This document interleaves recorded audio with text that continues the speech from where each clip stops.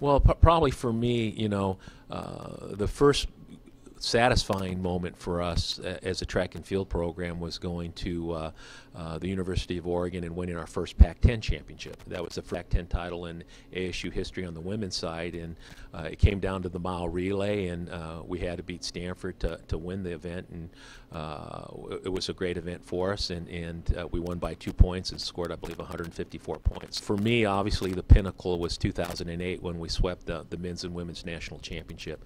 There's only been 3 programs in NCAA history to sweep. LSU did it once, Texas A&M has done it, and obviously the Sun Devils did it in 2008. And to go there and to win on both sides and to have that type of energy between both the men and the women in all the events, that was without question the highlight of my career. Every team's unique, and I think this one right now on the women's side is a little thin, but to try to get in the top 10, which is always our annual goal, you always need to have someone that can contend for a win, and obviously Anna Gelmini is the pre-meet favorite in the discus, comes back in the shot, and she's going to be supported well by Kia Pinnock, who's the number 6 seed in the heptathlon. Christabel Nettie had the top long jump out of the regional competition coming in, and the Pac-12 champion Constance Azugua in the long jump as well. So we have a nice contingent. We'll have the 4x1s and 4x4s there, so that's the goal for the women. The men are coming off a trophy finish indoors where we're 4th place. We just finished as the Pac-12 runner-up, and we bring a very top-end team as well. We have the defending national champion in the shot put, Jordan Clarke, who's ranked number 10 in the world right now in that event.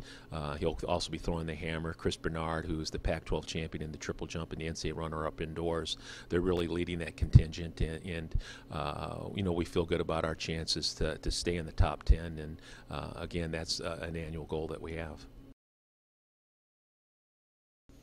Nationals is kind of a meet where you either rise to the challenge or you just break. I've seen a lot of people who are coming in ranked number 1 or top 5 who either won't even make a final or they step up and do something big.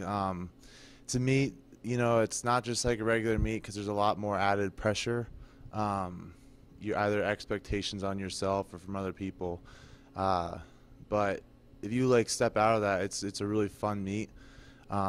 It's a meet you train for all year, so to do your best at that particular day is a pretty good thing. It's fun.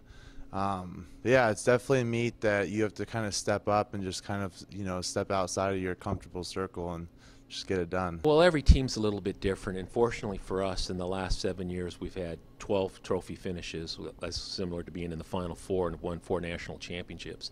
And so it really takes people with a singular focus. I think Coach Graham, one of the models you're seeing in the building now is all in, and it doesn't matter what the sport is. And track and field is very similar to football because we have so many moving parts.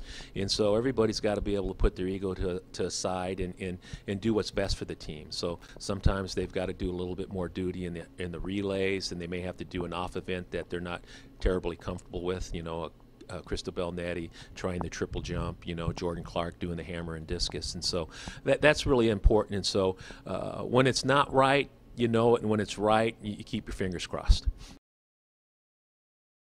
Well, you're always excited to see how people are going to handle the championship environment. And one of our things that we always talk about is just handling stress and making good decisions. You're going to be a point in time, whether you're throwing or jumping, it may be your first one, it may not go as well as you want, but you need to make a quick adjustment before you step on the runway or in the circle again so that your next effort is better.